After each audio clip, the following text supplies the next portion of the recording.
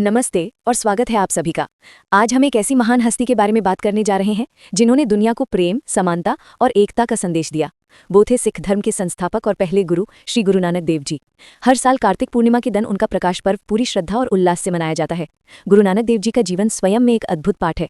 उन्होंने 5 सदियों पहले ही उन सामाजिक बुराइयों को चुनौती दी जिनसे आज भी दुनिया जूझ रही है। आइए उनके जीवन की यात्रा, उनकी उदासियों यानी कि यात्राओं और उनकी 3 अनमोल शिक्षाओं को विस्तार से समझते हैं।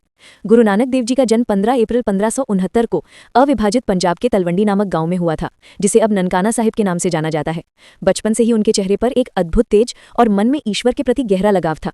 उन्हें सांसारिक कार्यों से ज्यादा अध्यात्म और मानवता की सेवा में रुचि थी। जब वो 12 वर्ष के थे तो उनके पिता मेहता कालू जी ने उन्हें व्यापार के लिए 20 रुपए दिए और कहा, जाओ और कोई सच्चा सौदा करके आओ।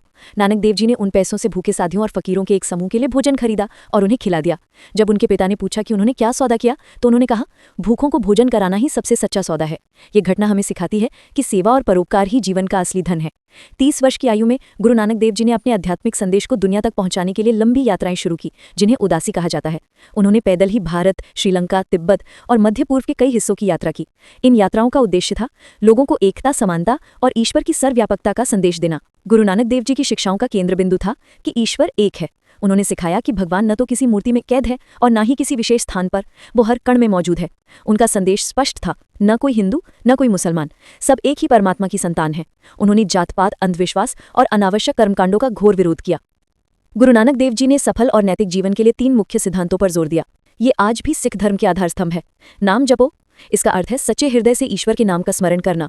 दिन रात प्रभु की भक्ति में लीन रहना। किरत करो, ईमानदारी और मेहनत से अपनी आजीविका कमाना। उन्होंने आलस्य और बेईमानी को त्यागने का उपदेश दिया। वंड छको, अपनी कमाई और संसाधनों को दूसरों के साथ बांटकर खाना। इसका अर्थ है निस्वार्थ सेवा और दान। अपने जीवन के अंतिम वर्षों में गुरु नानक देव जी करतारपुर में बस गए, जहां उन्होंने एक समुदाय स्थापित किया। यहीं से लंगर की पवित्र परंपरा की शुरुआत हुई, जहां बिना किसी जाति, धर्म या अमीर गरीब के भेदभाव के सभी एक साथ बैठकर भोजन करते हैं।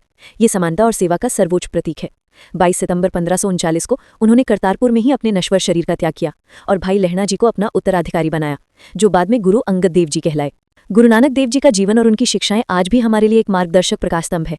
उन्होंने हमें सिखाया कि जीवन में सफलता का मार्ग प्रेम, सत्य, ईमानदारी और सेवा से होकर गुजरता है। अगर हम उनके इन 3 सिद्धांतों को अपना लें तो समाज में हर बुराई अपने आप समाप्त हो जाएगी। आपको ये जानकारी कैसी लगी, हमें कमेंट्स में जरूर बताएं और गुरु नानक देव जी के किस उपदेश ने आपको सबसे ज्यादा प्रभावित किया।